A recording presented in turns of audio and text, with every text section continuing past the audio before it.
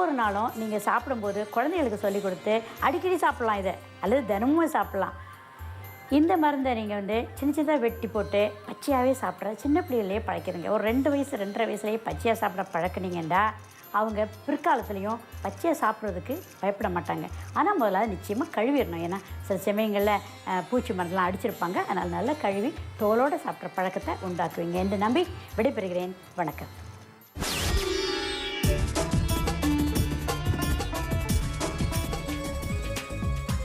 சரி ரசிகர்களே, அதாவது நான் சோதிராஜன் பரஞ்சோதி. மீண்டும் சந்திப்போம். நன்றி, வணக்கம்.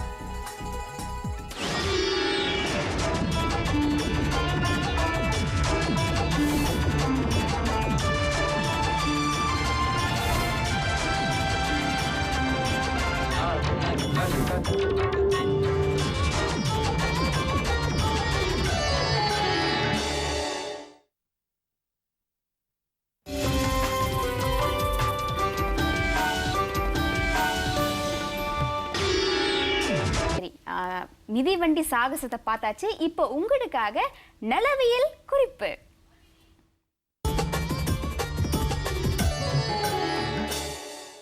வணக்கம் அன்பர்களே, மீண்டும் நலவியல் நிகழ்ச்சியில் பூக்களை பற்றி சொல்ல வந்திருக்கிறேன்.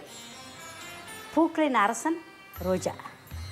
இந்த ரோஜாவில் பலவிதமான வர்ணங்கள் உண்டு.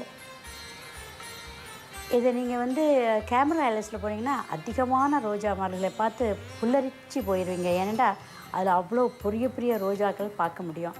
அந்த மாதிரிப்பட்ட ரோஜாக்கள் செய்கிறதுக்கு தனியான உரம் போடுறாங்க. பொதுவாக ஆமை இறைச்சி ரொம்ப நல்லதுன்னு சொல்லுவாங்க. ரோஜா செடிகள் நல்ல பெரிய பெரிய மலர்களை உண்டாக்குறதுக்கு நீங்கள் அந்த மாதிரி உரம் போடணும்னு சொல்லுவாங்க. நம்ம சாதாரணமாக வீடுகளில் வச்சு வளர்க்குற ரோஜா பூக்களில் தான் உண்மையான மருத்துவ குணம் உண்டு. வியாபாரத்துக்காக உள்ளதில் பலவிதமான ரசாயனங்கள் கலப்பு இருக்குது. அதனால் அதை சொல்லலை. இந்த ரோஜாக்களில் குல்கந்து செய்யலாம். குல்கந்து என்றால் அதில் எதழ்களை எடுத்து அதை ஊற போடணும். ஊற போட்டு தேனில் ஊற போட்டு அதில் பனங்கற்கண்டு போட்டு பிளெண்ட் பண்ணி அதை ஒரு குல்கந்து மாதிரி ஒரு லேகியம் மாதிரி வரும். அதை ஒவ்வொரு கரண்டி சாப்பிட்டு வந்தால் இருதயத்துக்கு ரொம்ப பலம் கொடுக்கும். இதை தவிர்த்து குழந்தைகளுக்கு நல்லது செய்யும்.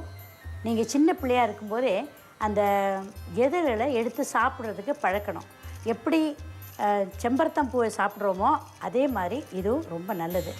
இருதயத்துக்கு பலம் கொடுக்கக்கூடியது இந்த ரோஜாவுடைய இதழ்கள். இந்த ரோஜா இதழ்களில் பொதுவாக சாப்பிடும்போது கூடயும் அழகுக்கு சைட்லலாம் அழகுக்கு உண்டாக்கலாம். இப்போ ஒரு சேலட் செய்கிறோன்னு வச்சுக்கோங்க. வெள்ளரிக்காய், வெங்காயம் இதெல்லாம் போட்டு செய்யும்போது அழகு கலருக்கு மஞ்சள் கலர் வைக்கலாம், சிவப்பு கலர் வைக்கலாம். அப்போ ஒரு நூதனமான ஒரு அழகு கொடுக்கும். இது டெக்கரேஷனில் சேரும். இது தவிர்த்து ஏரோமோதெரபிலையும் இதையே உதிர்த்து போட்டு அந்த வாசனைக்காக குளிக்கிறதுக்கும் பயன்படுத்துவாங்க. மற்றபடி இந்த பூக்களில் என்ன தன்மை எப்படி நீங்கள் செய்யலான்னு சொல்கிறேனே, பன்னீர் செய்கிறதுலாம் அது எப்படி செய்கிறதுன்னு சொன்னால், ஒரு 4.5 லிட்டர் தண்ணி எடுத்துகிட்டு 1.5 கிலோ பூக்கள் இதழ்களை எடுத்துகிட்டு நல்லா போட்டு வேக வைக்கணும். எவ்வளோ வேக வைக்கிறீங்களோ அதுக்கு பிறகு அதை வாழையிலிருந்து தண்ணீர் எடுக்கணும். வாழை என்றால் டிஸ்டிலேஷன் முறையில் எடுக்கிறது. அதாவது நீங்கள் பானையில் வேக வைக்கிறீங்க வச்சுங்க, அந்த பானையுடைய தண்ணி எடுக்கிறீங்க இல்லையா, அதுதான் அந்த சொட்டாக சேர்கிற தண்ணி தான் பன்னீரை எடுக்க முடியும். ஆனால் ரொம்ப பூக்கள் தேவைப்படுறதுக்கு அந்த மாதிரி செய்து பன்னீர் எடுத்து அதுதான் பன்னீர் என்று சொல்கிறது. அந்த பன்னீரை நீங்கள் எல்லா இதுலேயும் ஊற்றலாம். ஏதாவது ஒரு கேசரியில் வாசத்துக்கு செய்யலாம். பொதுவாக எதில் போடுறாங்க தெரியுமா, நல்ல பிரியாணி ரைஸில் அந்த வாசம் நிச்சயமாக இருக்கும். ரோஜா பூ எசன்ஸ் நிச்சயமாக வாசம் இருக்கும். பொதுவாக சில சமயங்களில் நீங்கள் வெளியே போகும்போது கூடயும் உங்களுடைய உடம்பு வாசம் வர்றதுக்காக மற்ற கடையிலேருந்து கண்டதை வாங்குறத விட இந்த பன்னீர் எடுத்து நீங்கள் நல்லா அழகாக வாசலாம் செய்துட்டு அடுத்தவங்களை கவர்ச்சியாக இழுக்கலாம். ஸோ இந்த மெத்தடை நீங்கள் செய்து நீங்கள் நவ நாகரிக யுகத்திலேயே நீங்கள் பாரம்பரியமாக நீங்கள் இதெல்லாம் செய்து உபயோகிச்சிங்கன்னா உங்களை மற்றவங்க போற்றுவாங்க என்று கூறி விடைபெறுகிறேன். வணக்கம். பத்தின நிறைய விஷயங்கள் தொடர்ந்து ஒவ்வொரு இனி வரும் காலங்களும் இருக்கும் நம்புவோம். ஏன்னா நிறைய விஷயங்கள் அவர் பண்ணியிருக்காரு இல்லையா. ஆமாம், அதே நேரத்தில் வந்து இன்றைய நிகழ்ச்சியில் பங்கெடுத்த அனைவருக்கும் நன்றி சொல்லிக்கொண்டு இந்த மாதிரி மகான்கள் வந்து முடிஞ்ச வரைக்கும் நம்ம பார்த்துக்கிட்டே இருப்போம் விருதுகளில். நேர்கள் காத்துக்கிட்டே இருக்கணும். ஒரு ஆளுக்கு நான் முக்கியமாக நன்றி சொல்லணும் சுதா. அவங்க டைப்பிங் பேரால இருந்து சிசிலியா ஜேசுன்ற ஒரு நேயர் நமக்கு வந்து அவ்வப்போது முயன்ற வரை கடிதம் எழுதிக்கிட்டு இருக்காங்க, இமெயில் பண்ணிக்கிட்டு இருக்காங்க, நிறைய ஆதரவு கொடுத்துக்கிட்டு இருக்காங்க. சிசிலியா நன்றி. சிசிலியா மட்டும் கிடையாது, நிறைய நேர்கள் நம்மளுக்கு அப்பப்போ ஆதரவும் ஒத்துழைப்பு வழங்கிக்கிட்டே இருக்காங்க. ஆதரவு அளிக்கும் அத்தனை நேர்களுக்கும் எங்களுக்கு மனமார்ந்த நன்றி எப்பொழுதுமே உண்டு. இந்த ஒரு நல்ல ஒரு சந்தோஷமான சூழ்நிலை சந்தோஷமா விடைபெறுகின்றோம். நான் கண்ணாசி மாதிரி. நான் ஜெயசுதா ஸ்ரீரங்கன். மீண்டும் மீண்டும் சந்திப்போம். நன்றி, வணக்கம்.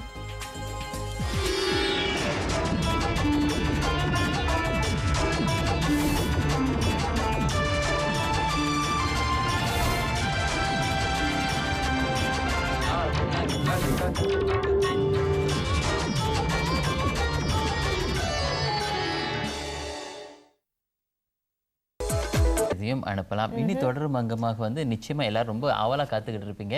என்ன குறிப்பு சொல்ல போறாங்க? என்ன குறிப்பு வராங்க? பாக்கியம் அம்மா உங்களுக்காக நலவியல் குறிப்பு.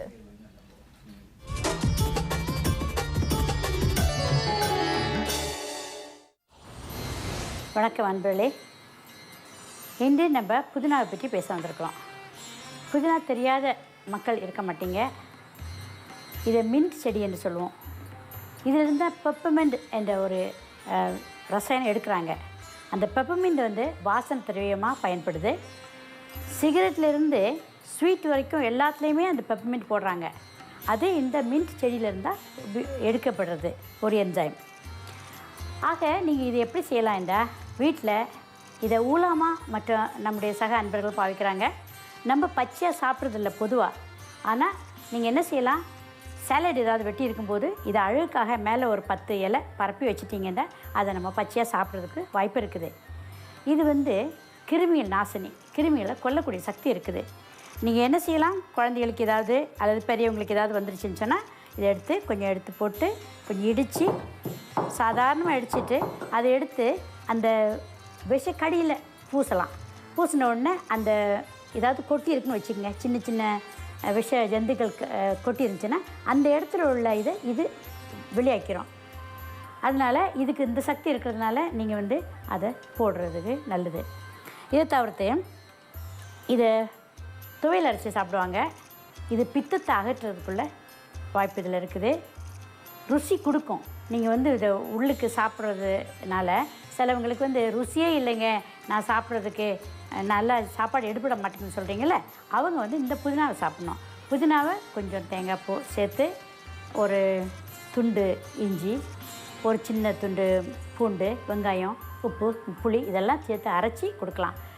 பொதுவாக இந்த கர்ப்பம் தாங்கினவங்களுக்கு ஒரு 2வது 3வது மாதத்தில் ஒரு மாதிரி மசக்க இருக்கும். ஏன்னா அவங்களுக்கு அரிசி, அதாவது சாப்பிட்றதுக்குள்ள ஜாமான்கள்லாம் செல்லாமல் அஜீரணம் ஏற்பட்டுரும். அந்த மாதிரிப்பட்டவங்களுக்கு இந்த புதினா தான் மருந்து. இதை இடித்து சாறு எடுத்துலாம் குடிக்கிறத விட நீங்கள் வந்து ருசியாக ஒரு துவையல் செய்து அதை சோத்தில் பிசைஞ்சு சாப்பிட்டீங்கன்னா அவங்களுக்கு ஜீரண சக்தி நல்லா வரும். உள்ளுக்குள்ள உறுப்புகள்லேருந்து நல்ல நீர்கள் சுரந்து அவங்களுக்கு செழிப்பாக இருப்பாங்க. அவங்களுக்கு வாய்வு, அவங்களுக்கு இந்த வாந்தி இல்லாமல் இருக்கும். பொதுவாக இந்த மின்ட் செடி என்னன்னு சொன்னால், நீங்கள் அரைச்சி முகத்தில் போட்டிங்கன்னா அதில் ஒரு சுறுசுறுப்பு தன்மை, ஒரு மாதிரி சுறுசுறுப்பு உண்டாகும், ஒரு சுறுசுறுப்பும் உண்டாகும். அதனால் அப்போ உற்சாகம் உண்டாகிறதுக்காக இந்த மின்ட்டை அரைச்சி முகத்துக்கு பூசி விடுறாங்க. சில பியூட்டி பார்லர்லாம் போனீங்கன்னா பச்சையாக இருக்கிறது இதுதான் காரணம். இதை எடுத்து அவங்க அரைச்சி முகத்தில் பூசுறதுக்கும் வைக்கிறாங்க. அப்போ உங்களுக்கு ஒரு ஃப்ரெஷ்னஸ் உண்டாகும்.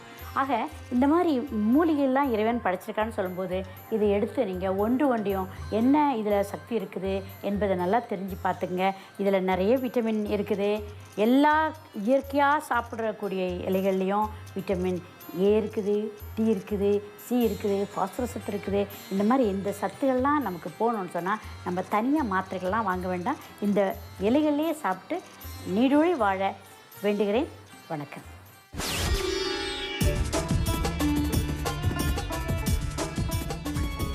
சரி ரசிகர்களே, வேட்டையாடு விளையாடு அப்படிங்கிற நிகழ்ச்சிக்கான தேர்வுகள், அதாவது 28, 29 மார்ச் 2009 காலை மணி 9 முதல் மாலை மணி 5 வரை ஆஸ்ட்ரோவின் நார்த் என்ட்ரன்ஸில் நடைபெற உள்ளது. பெற்றோர் மற்றும் உங்களுடைய பிள்ளை, அதாவது 9லிருந்து 12 வயதிற்குட்பட்ட பிள்ளை இருந்தால் ஒரு பிள்ளையுடன் இந்த நிகழ்ச்சியில் நீங்கள் கலந்து கொள்ளலாம். வர தவறாதீர்கள். 28, 29 மார்ச் 2009. இது ஒரு சிறப்பான போட்டி நிகழ்ச்சி. நிச்சயமா இந்த வாய்ப்பு வந்து நீங்க நழுவ விடவே கூடாது. அது மட்டும் இல்லாமல் உங்களுடைய கருத்துக்களை தாராளமாக www.astro.com.my என்ற இந்த முகவரி நீங்க போனீங்கன்னு சொன்னாக்கா அங்க விருதுகள் என்ற சைட் இருக்கும். கண்டிப்பா உங்களுடைய கருத்துக்களை அனுப்பி வைக்கலாம். அது மட்டும் இல்லாமல் இன்னைக்கு வந்து தேதி என்ன 25 ஆச்சு. இன்னும் 3 நாட்கள் தான் இருக்குது. அதாவது 28ஆம் தேதி மார்ச் 2009 எர்த் அவர் 2009 வந்து கொண்டாட இருக்கிறோம். அதுல உங்களுடைய அந்த ஒரு பங்கு நிச்சயமாக அந்த நம்மளுடைய உலகத்துல வந்து மாற்றத்தை ஏற்படுத்தும் என்ற ஒரு நம்பிக்கையில இருப்போம். அந்த கருத்துக்களுடன் அன்புடன் விடைபெற்றுக் கொள்வது நான் சோதிராஜன் பரஞ்சோதி, நான் சுஷ்மிதா முருகன். மீண்டும் உங்கள் அனைவரையும் மீண்டும் சந்திப்போம். நன்றி, வணக்கம்.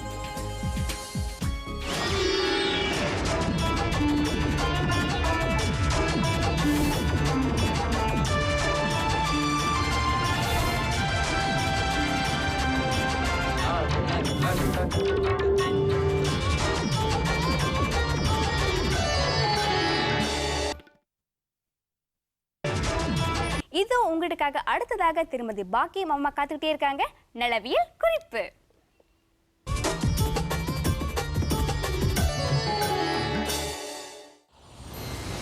வணக்கம் அன்பர்களே. உங்களுடன் உங்களுடனும் சேர்ந்து கலந்துரையாட இன்று வந்துள்ளேன். இது ஒரு புது மூலிகை, உங்களுக்கு தெரிந்திருக்கும் என்று தான் நம்புகிறேன். இது நுணா என்று சொல்கிறது. பொதுவாக மெங்குடு என்று சொல்லுவாங்க மலாயில். இதோடைய ஒரிஜினல் நாடு வந்து குயின்ஸ்லாண்ட், ஆஸ்திரேலியா, இந்த மாதிரி இடத்துலேருந்து நமது நாட்டிலையும் அதிகமாக வந்து விளையுது. இங்கே பயிர் பண்ணி வச்சுருக்குறாங்க. 2000 வருஷத்துக்கு முன்பே ஹவாயின் பீப்புள் இதை பாரம்பரியமாக கையாண்டு வர்றாங்க.